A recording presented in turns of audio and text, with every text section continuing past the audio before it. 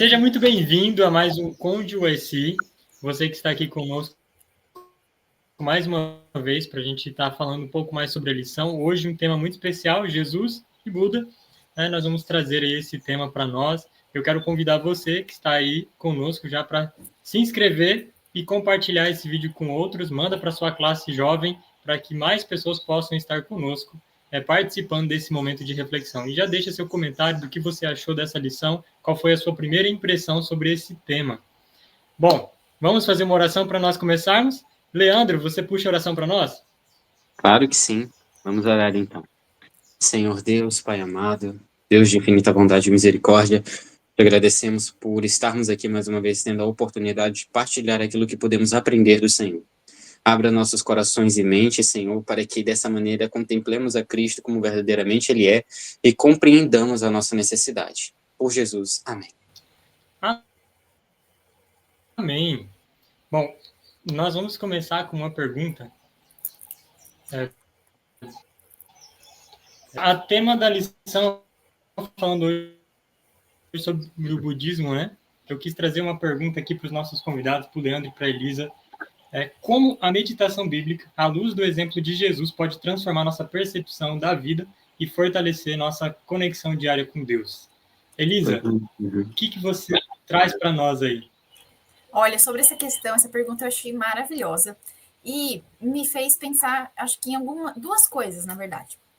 Primeiro, de que é por meio da palavra de Deus que ele se revela para cada um de nós. Então, existe muita importância, porque é nela que está escrita realmente a verdade e que vai nos transformar por meio da ação do Espírito Santo. Né? Então, acho incrível, né? Acho que cada um de nós, todo mundo tem essa sensação, né? De que é incrível o que Deus consegue fazer de colocar em nós, escrever no nosso coração as suas mensagens. Eu acho isso incrível. E pensando agora na questão do exemplo de Jesus, eu acho muito bonito, como a gente já sabe também, no Espírito de Profecia comenta muito sobre isso, de que Jesus dependia do Pai em todos os momentos. E eu acredito que esse é o maior exemplo que a gente pode ter. Então, de entender a dependência que a gente tem de Deus, assim como Jesus, o próprio... veja, se o próprio Deus, Jesus, né?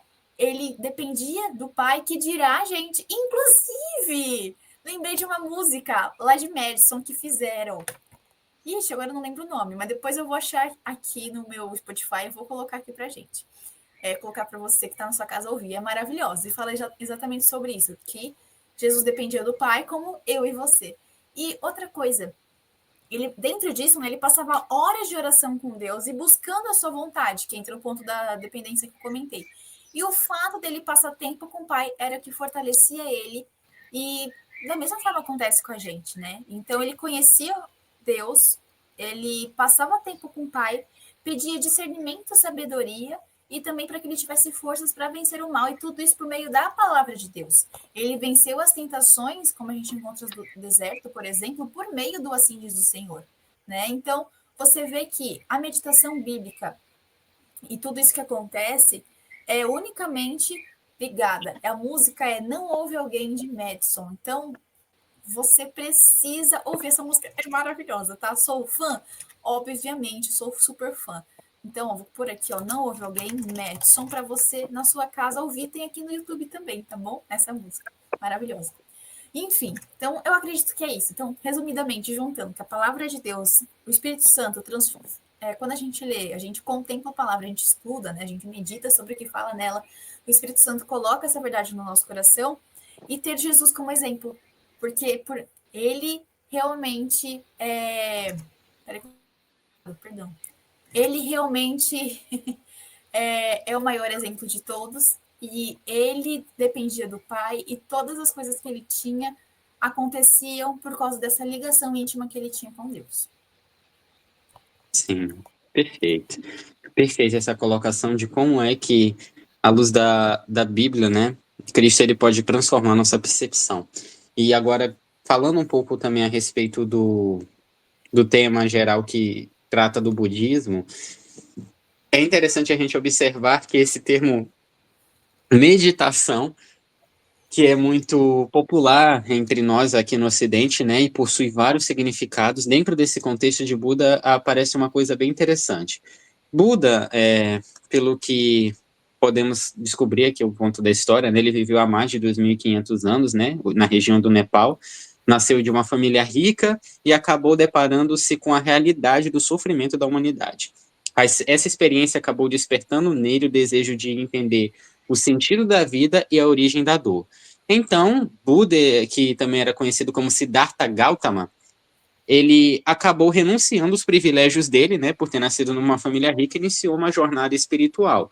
Acabou se isolando, seguiu mestres, meditou e praticou o rigoroso sistema de ascetismo. Para quem não sabe o que é ascetismo, é a ideia que se defende de que, pela disciplina rígida do corpo, onde você, pela disciplina rígida do corpo e das suas vontades e tudo, você pode alcançar a plenitude, né? Você pode alcançar a paz e um elevado nível de existência.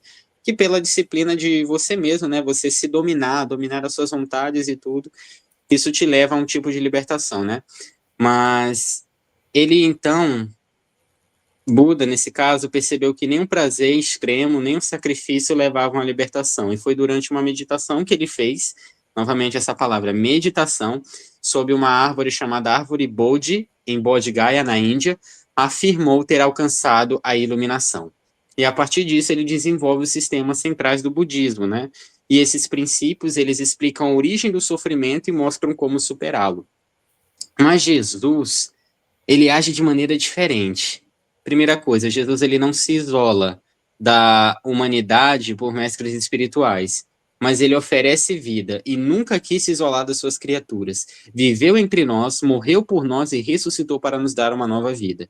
E ele não veio apenas para aliviar o sofrimento humano, mas ele enfrentou diretamente o pecado e a morte. Buda, ele lança um questionamento interessante que a própria lição vai dizer que quase todas as religiões, é um comentário de um homem que vai dizer o seguinte: o que as grandes religiões do mundo compartilham não é tanto a linha de chegada, mas o ponto de partida, que todas as religiões têm em comum. O ponto de uma observação simples: há algo de errado com o mundo. E muitas pessoas hoje querem saber o sentido da vida, o sentido do sofrimento e tudo. Mas isso a gente pode comentar melhor depois. Mas a questão é que, na meditação oriental, que foi algo muito presente na vida de Buda, é o seguinte: a lição vai dizer que o significado de meditação varia de acordo com o contexto. Na tradição oriental, envolve esvaziar a mente, focar em um único ponto, observar os pensamentos e controlar a respiração. Algumas dessas práticas, como a respiração, têm benefícios comprovados, como a redução de ansiedade. Mas o problema está no propósito e na direção em que isso aponta. Ou seja, a meditação no contexto oriental envolve esvaziar a mente, certo? Envolve você acabar focando em apenas um ponto e tudo, para que você alcance um nível mais elevado de uma experiência consigo mesmo. Mas Cristo, ele vem não para que a gente fique vazio. Na verdade, há um esvaziamento, mas de nós mesmos.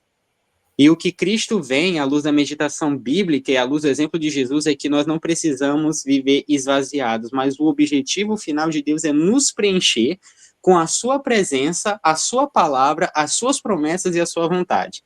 Acaba que isso se revela em caminhos opostos, diferente da meditação oriental, que busca o esvaziamento e a desconexão do mundo. A meditação cristã tem o propósito de preencher. Jesus, com sua própria vida, mostrou como deve ser a verdadeira conexão entre o ser humano e Deus. A Bíblia relata que, depois de despedir as multidões, várias vezes Jesus ele sobe ao monte a fim de orar sozinho. E tem até os relatos, né? E ao cair da tarde estava ali ele só.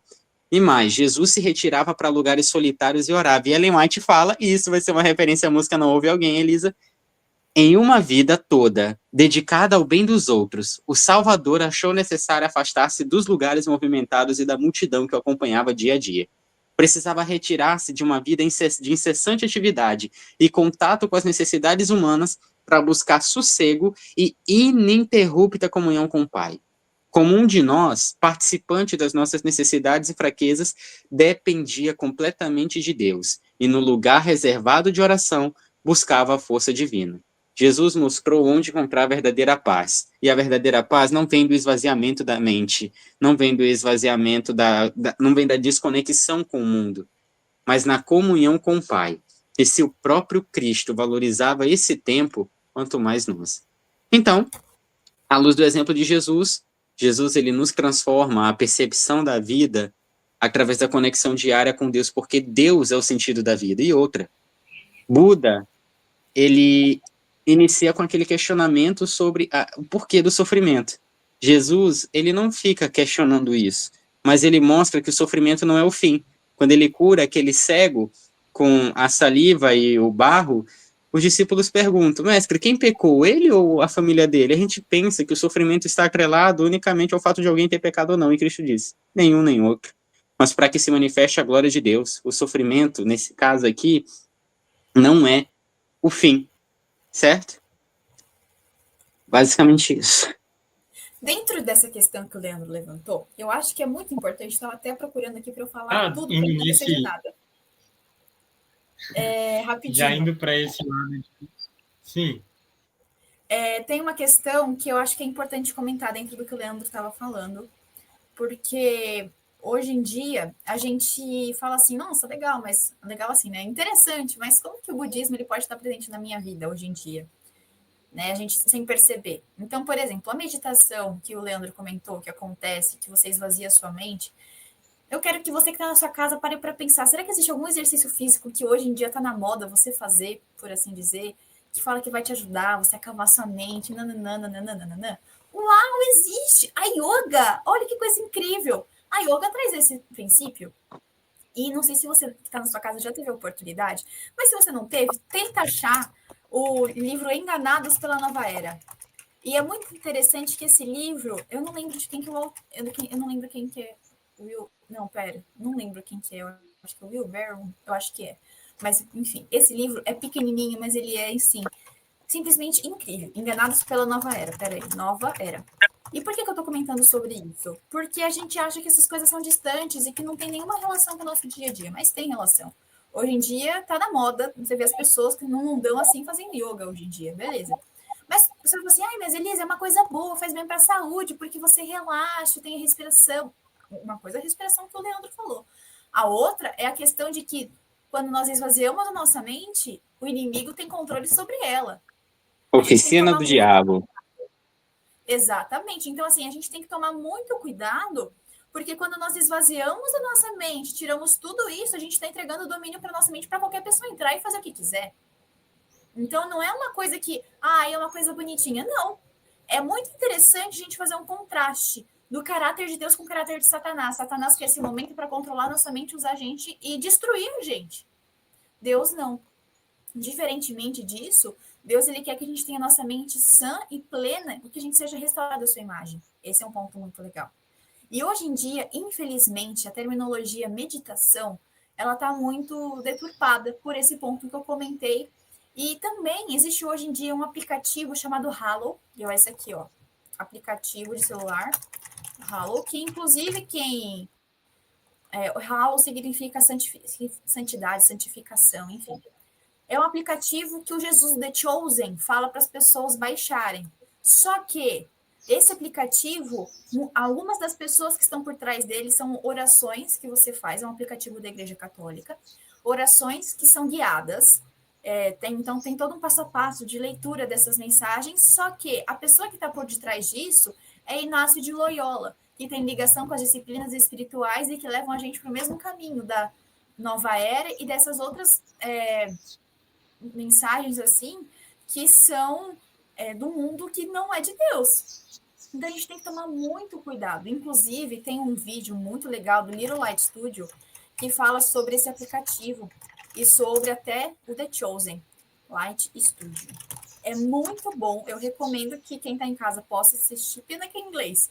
Mas assim, é muito bom e comenta sobre isso. Eu não tinha me planejado para falar sobre isso. Mas por que eu estou falando? Acho que é importante a gente alertar. A gente fala assim, mas eu sou crente e não tenho nada a ver. Não, você pode ser enganado sim. O aplicativo fala que é de crente, mas não é tudo bem. Não é tanto faz quanto fez.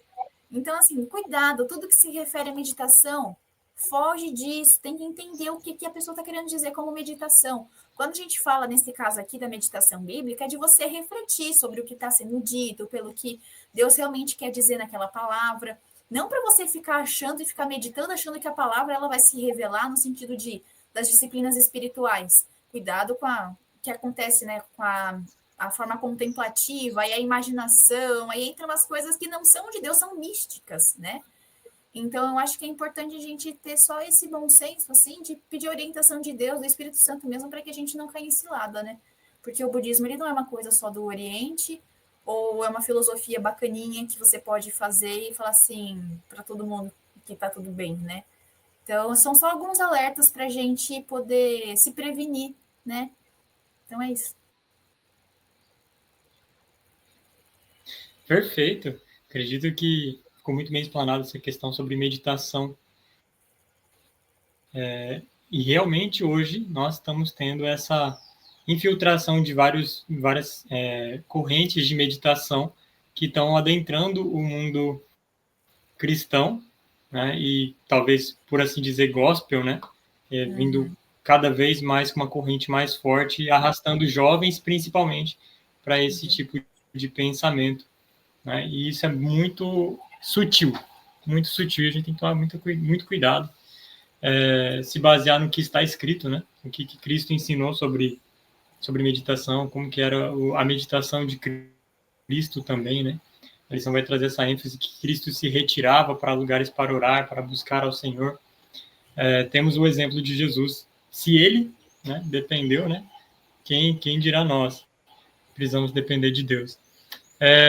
E já partindo para a nossa próxima pergunta, a gente falou sobre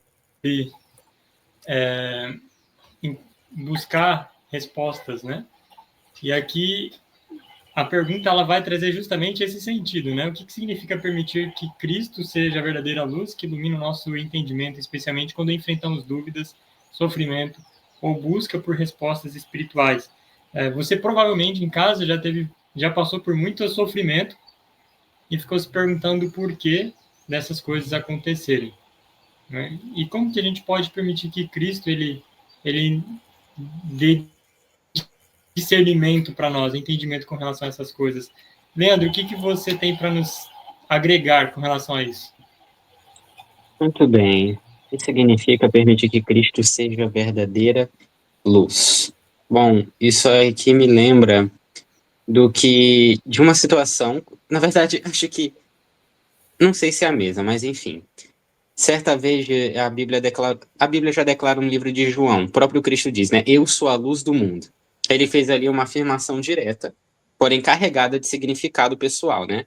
João descreve que Cristo é a verdadeira luz que, vinda ao mundo, ilumina toda a humanidade. E o interessante é que a luz, ela brilha para todos, certo? E somente não há luz nos lugares onde não é permitido a luz entrar, certo? Então, agora até lembrei de uma música do Inário, né? Deixa a luz do céu entrar. E veja só, Cristo é a luz que está disponível para todos, mas essa luz só transforma e ilumina quando é acolhida no coração. Como o próprio Jesus alertou, a lição vai dizer: se andar de noite, tropeça, porque nele não há luz. Sem ele, o coração humano permanece na escuridão. Sem Jesus, o coração humano permanece escuro. O que isso significa? Não há luz nele. E veja só, gente, esse negócio de conceder luz é uma coisa muito incrível, de muito significado. Quando você diz que uma mulher vai ter um bebê, ela deu o quê? Ela deu a luz.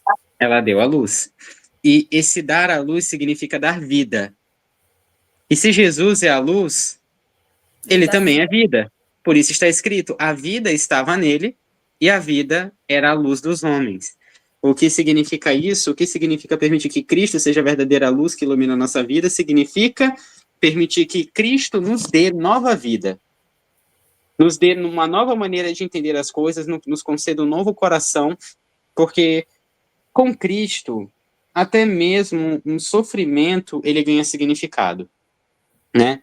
Não é uma coisa que está ali simplesmente para acabar com a sua vida, mas ele mesmo diz que dentre outras coisas, não permite sofrimento maior que nós possamos suportar, e que todas as coisas cooperam para o bem daqueles que amam a Deus e que são chamados segundo o seu propósito. Ter Cristo como luz significa não andar perdido, é receber direcionamento, é você saber por onde você está caminhando, e é saber também que você tem um guia que te leva em segurança. As ovelhas, eu não sei se vocês sabem, mas me corrija se eu estiver errado, mas ovelhas são animais que não enxergam bem, enxergam mais escuridão do que luz. Mas sendo guiadas pelo seu pastor, elas andam por caminhos corretos porque conhecem sua voz. Não é à toa que Cristo, ele faz o comparativo, né? As minhas ovelhas ouvem a minha voz. Elas me conhecem e eu as conheço. Então, ser guiado por Cristo significa viver a sua vida conforme as suas orientações, andando pelo caminho que ele palmilhou com seus próprios pés. Lâmpada para os meus pés é a tua palavra e luz para o meu caminho. Pés, caminho, tudo leva para um direcionamento ali, certo? Isso me lembra também de uma outra coisa incrível, que quando Cristo lava os pés dos discípulos, né? Por que Cristo lava os pés? Bom, os pés nos conduzem pelos caminhos da vida. E também é verdade que o coração acaba tendo também a função de nos guiar pelos caminhos e decisões. O lavar os pés significa limpar o coração, dar luz àquilo que está em escuridão. Tudo começa com haja luz, né? Sabe a criação do mundo? Como é que o mundo era antes de ser criado? Era vazio, sem forma e vivia em completa escuridão. Até que Deus lhe disse: haja luz. E porventura não está escrito de que a fé vem pelo ouvir e o ouvir da palavra de Deus? Foi pela palavra de Deus que veio a luz ao mundo, e quando eu conheço a Cristo, é como se ele dissesse: haja luz. Então se revela a bagunça que é a minha vida, vazia, sem forma, um completo caos. Então Cristo diz: haja luz. E depois de revelar tudo isso, ele começa, igual no processo da criação, a ajeitar todas as coisas à luz do dia, para que, uma vez que Cristo organize toda a minha vida, eu também possa ser a luz do mundo. Pois a lua, no quarto dia, quando é feita junto com o sol, a lua não tem luz em si mesma, mas ela tem a função de iluminar aqueles que estão em trevas. Por quê? Porque ela recebe a luz do sol. Cristo é o sol da justiça, ele é a luz do mundo, a luz maior, e, portanto, quando ele reflete em mim, a luz que eu vou refletir para o mundo é a luz de Cristo. E por que eu vou iluminar aqueles que estão em trevas? Porque assim como a história deles, a minha vida também começou em trevas. E isso é muito mais profundo porque lembra do que eu falei do ascetismo em relação ao budismo, né? Dizendo que eles dizem que através de ação correta, fala correta, modo de vida correto, esforço correto, atenção plena e concentração correta, tudo isso tem o objetivo de superar o sofrimento e atingir a iluminação por meio dessa prática disciplinada. Mas essa jornada coloca um peso enorme sobre os ombros. A responsabilidade de encontrar paz e propósito por conta própria, confiando apenas em si mesmo. Mas há caminhos que para o homem parecem corretos, mas no fim são caminhos de morte. O ser humano, por si só, em plena consciência, não vai buscar aquilo que é mal para si. Mas até mesmo na busca daquilo que é bom, a gente acaba caindo em armadilhas. Jesus oferece um caminho oposto. Ele ensina que a salvação não se conquista por boas ações, mas é um presente de Deus recebido pela fé em sua morte e ressurreição. Paulo resume essa verdade dizendo: pois pela graça vocês são salvos mediante a fé. Isso não vem de vós, é dom de Deus, não de obras para que ninguém se glorie. Não há esforço humano capaz de salvar alguém, porque todos pecaram e estão instituídos à glória de Deus. Mas também é verdade que está escrito que Deus preparou-nos para boas obras, e Deus já as preparou para que andássemos nela. Ou seja, Deus não nos deixa perdidos, ele não nos deixa lutando sozinhos. Em vez disso, nos oferece uma paz que não é apenas o destino da vida espiritual, mas também um ponto de partida. O ponto de partida da vida cristã, e o fim é o mesmo: justiça, alegria e paz no Espírito Santo. Deus, ele nos guia por tudo isso, de maneira que tudo tem um significado. Ao dizer para Paulo: a minha graça te basta, é uma coisa muito mais profunda. Paulo, quando ele estava prestes a morrer, na sua última prisão, ele tinha tudo para poder desanimar. Isso quase aconteceu. Mas aí Paulo revela: aprendi o segredo de viver contente, de viver feliz, de viver satisfeito em toda e qualquer situação. Quer tendo muito, quer tendo pouco, quer estando alimentado ou passando fome. Tudo posso naquele que me fortalece. Ele dependia única e exclusivamente de Cristo. E se o pastor não faltar para sua ovelha, ela terá tudo, mesmo andando por vales de sombra de morte. porque ela sabe que o seu destino final são pastos verdejantes e águas tranquilas. Depois dessa, eu falo como a gente falava na época do Twitter, RT. Só retuito o que o Leandro falou. Mas muito bom. Eu achei maravilhoso e me fez pensar muito até no que eu separei aqui para falar com vocês. Mas logo que eu vi essa pergunta, eu pensei lá em João 14, que fala, né? Eu sou o caminho, a verdade e a vida, que Cristo fala, né? E é realmente unicamente por meio dele que a gente é capaz de ter o entendimento da palavra, como a gente falou antes. Por meio dele que a gente vai enfrentar os desafios, vai passar pelas coisas, porque é ele que nos sustenta. Aí lembra daquela música Cristo Susterá, que não só ouvi muito na Escola Madison, mas também a música do, sei lá, que é Rio You Hold Me Fast, que eu acho que mas é o Cristo Susterá também, acho que a gente encontra na internet, tá? Mas é ele que vai fazer com que todas essas coisas susterá deem certo realmente assim na nossa vida, que ele vai suster e vai estar guiando a gente em todos os momentos. E aí, teve uma outra questão que eu acho bem interessante dentro disso, que é que hoje eu vi uma frase que fala assim, ó, é da Corrie ten Boom, não sei falar o nome dela, é isso aqui, fala assim, ó, olhe ao redor e fique angustiado, olhe para dentro e fique deprimido, olhe para ele e descanse. Eu achei essa frase muito forte, muito bonita, porque quando a gente olha para o mundo, a gente fica desesperado, não sei vocês, mas eu fico desesperado, angustiado, você fala, minha nossa, o que vai acontecer? Vai sucumbir, vai explodir, vai bum, entendeu? Você olha para dentro de você, você fala assim, minha nossa, eu tô quebrada, eu tô cheia de problemas, de desafios, olha o que eu tô passando, olha tudo isso.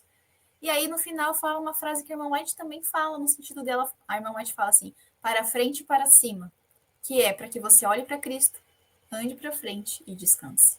Porque é em Cristo que a gente vai encontrar luz e esperança. Então, Cristo é literalmente a luz do final do túnel.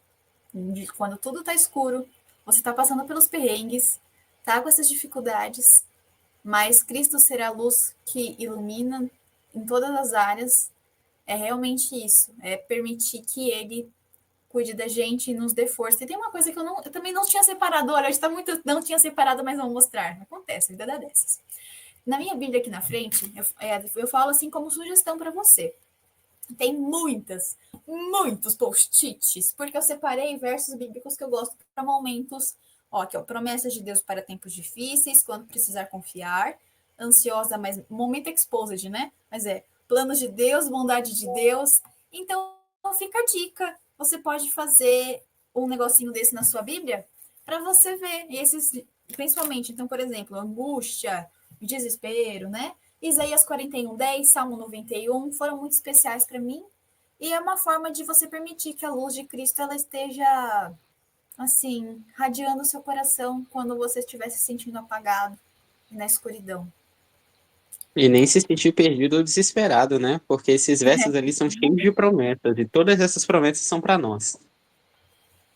Isso aí. É verdade. E você, o que você tem colocado para passar por esses momentos? Quais versos você tem usado como um meio de enfrentar as dificuldades e sofrimento? Coloca aqui para nós. Bom, vamos para a nossa dica de UIC?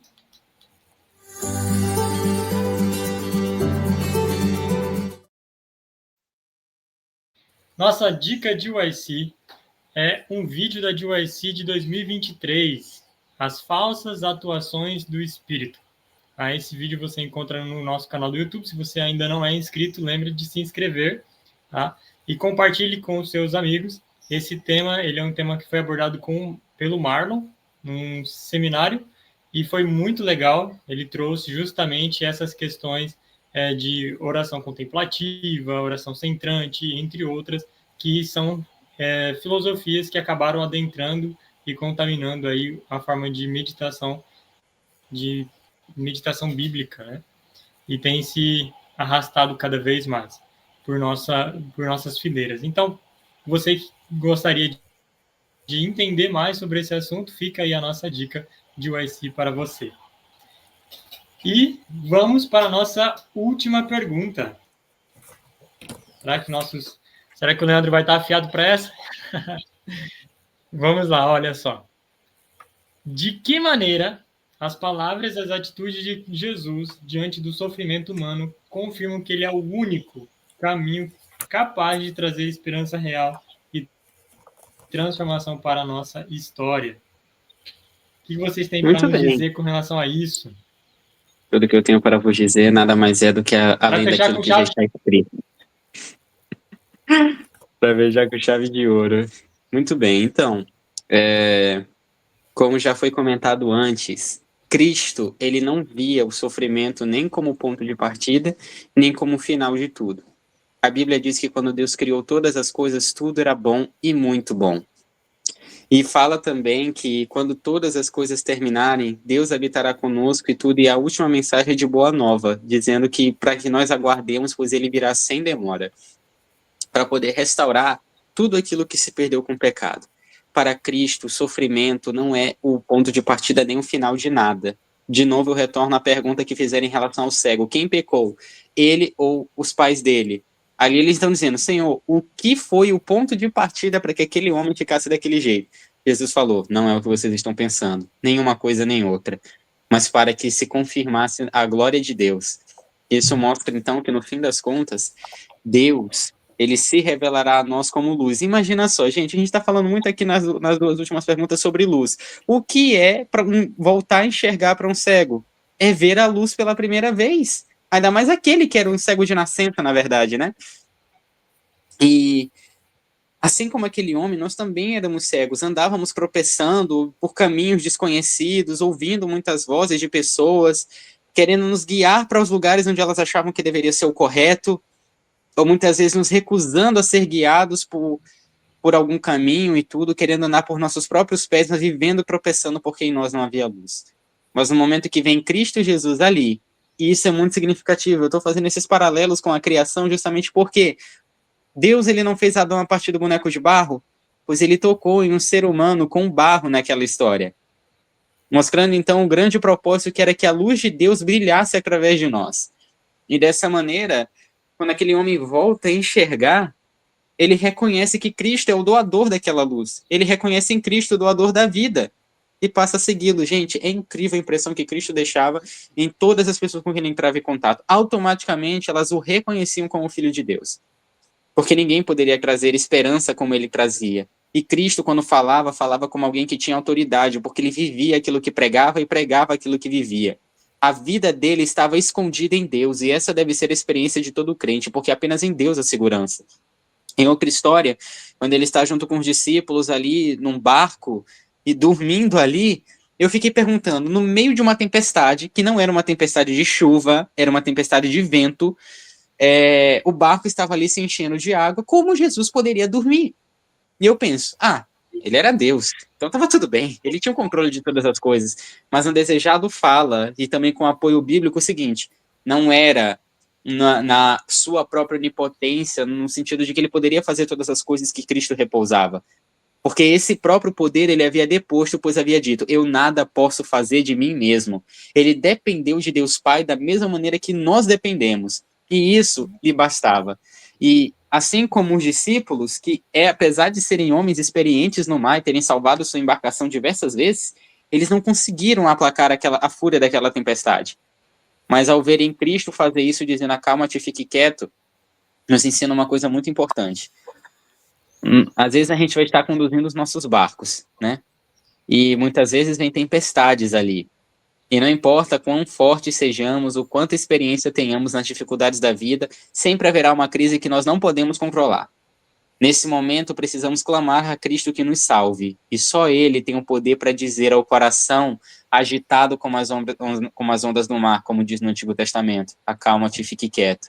Porque o fruto da justiça é paz. E Deus, então, ele nos dá paz ao coração, ordenando que ele se acalme. Eu nunca vi Buda, nunca vi Krishna e as outras religiões oferecerem isso, uma paz que excede todo o entendimento. Uma vida repleta de significado, onde até os pesares se tornam motivo de alegria, porque sabemos que eles não são um fim, eles não são um ponto de definição da história de ninguém. Mas Cristo oferece uma paz que excede todo o entendimento, e é uma paz que não depende de circunstância, uma alegria que não depende daquilo que você está passando. Você pode ter alegria, ter paz, mesmo sofrendo, Cristo ele não nega a existência do sofrimento, ele mesmo sofreu, mas ele tinha no que se apegar. E isso era o que lhe dava forças para continuar. E muitas vezes, de maneira sobrenatural, a dor em meio ao sofrimento era uma oportunidade para se ter uma experiência com Deus. Para alguns, nem havia dor, digamos assim, quando estavam morrendo. O que leva uma pessoa a morrer cantando em vez de gritar enquanto está sendo queimada? Algo sobrenatural. Deus ele nos revela essa experiência.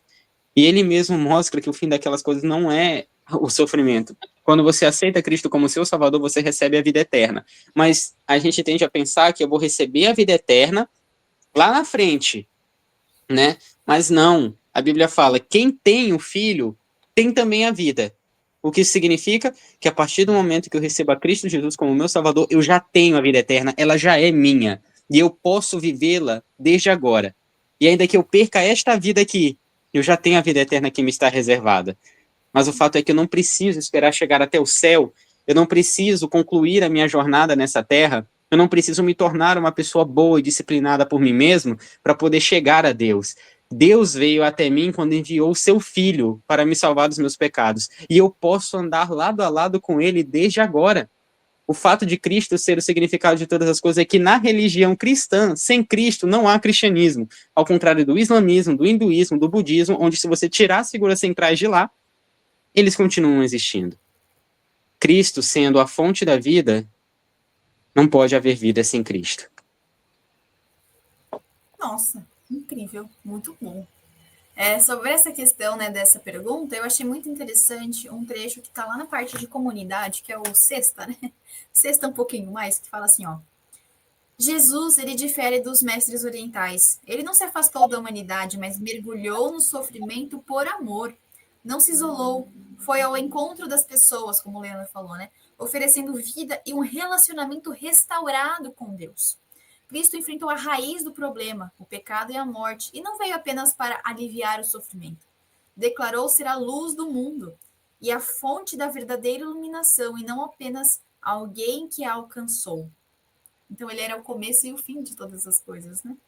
Para Jesus, a verdadeira liberdade não está em fugir da vida, mas em viver uma nova vida transformada por ele. Eu acho que isso é incrível, é o caminho realmente que a gente encontra isso. Então, Jesus, ele passou por todas essas coisas, como o Leandro falou, ele veio, ele se fez homem, e ele é o único caminho para que a gente possa ter isso, porque a vida só faz sentido quando a gente toma a decisão de ter uma nova vida ao lado de Cristo. E aí entra um ponto que eu gosto muito, que a gente não é feliz porque a nossa vida tá linda, maravilhosa, mas a nossa vida, ela é feliz porque a gente conhece o Deus em quem a gente serve. E por isso você pode falar que você é feliz com Jesus. A sua vida, ela não é sem problemas. Ela é uma montanha-russa de emoções. Mas mesmo nessa montanha-russa de emoções, você não deixa de ser quem Deus te criou para ser. Você não deixa de viver os planos que Ele tem para sua vida. E nos seus planos, Deus quer que você seja muito feliz. E você está só trilhando esses passos hoje, tendo a certeza de que Ele está dirigindo. Sim, com certeza. Tem uma música que eu ouvia desde criança. Meu Barquinho, acho que todo mundo aqui conhece. Dizendo o seguinte, não temo mais o mar, pois firme está minha fé, no meu barquinho está Jesus de Nazaré. Se o medo me cercar, ou se o vento soprar, seu nome eu clamarei, ele me guardará, e também tem outra parte que diz assim, ele te socorrerá. Sim. Fantástico. Que aprendizado hoje cada um de nós tivemos, né? Ouvir vocês falando me lembra muito o momento em que eu passei o ano passado em casa, né? As lutas, as dificuldades com familiares. Para quem me conhece sabe aí um pouco da luta que eu passei. E uma coisa eu posso dizer, né? Jesus, ele muitas vezes ele não traz como as outras linhas, né, de religiões, indagações sobre o sofrimento. Então, ele não se exilou, como a Elisa falou do sofrimento. Ele veio sofrer, entendeu o sofrimento. E ele não permite que você passe pelo sofrimento sozinho, mas ele vai ressignificar o sofrimento, né? E as dúvidas e as perguntas tudo que você passa, ele vai trazer novo sentido. Vai ser a transformação que ele vai fazer. E uma coisa eu entendi durante todo esse processo. Eu chamei isso de o processo educativo de Deus. E é nesse processo que eu passei a melhor fase da minha vida, aprendendo ao lado dele. Que você também possa ter esse aprendizado. Eu queria deixar um verso para vocês, que é o verso de Isaías 1:18. Jesus, aqui Isaías ele vai trazer a seguinte frase: Vinde, pois, e arrazoemos, diz o Senhor, ainda que os vossos pecados sejam como a escarlata, eles se tornarão brancos como a neve, ainda que sejam vermelhos como o carmesim, se tornarão como a pura lã. Não deixe de falar com Cristo. Busque Ele. Vá em oração a Ele. Medite na palavra divina. E com certeza você vai ter respostas para as muitas indagações que você tem. Que Deus te abençoe. Vamos fazer uma oração. Elisa, você finaliza para nós com uma oração? Claro, pode deixar. Oremos. Querido Pai, Senhor, nós queremos te agradecer porque por mais que nós vivamos nesse mundo com tantos problemas, com tantas dificuldades, nós temos a fé e a certeza de que o Senhor já venceu todas essas coisas e por meio do Senhor nós podemos ser vitoriosos também, Pai. Nós queremos te agradecer pelo seu amor, pelo seu cuidado, pelo seu interesse eterno de sempre se relacionar conosco, de fazer todas as coisas para que a gente possa estar com o Senhor. Nós queremos nos entregar nas suas mãos, entregar também quem está do outro lado da telinha, que nós possamos realmente, todos os dias da nossa vida, desejar estar ao seu lado e ter um encontro mais profundo contigo também.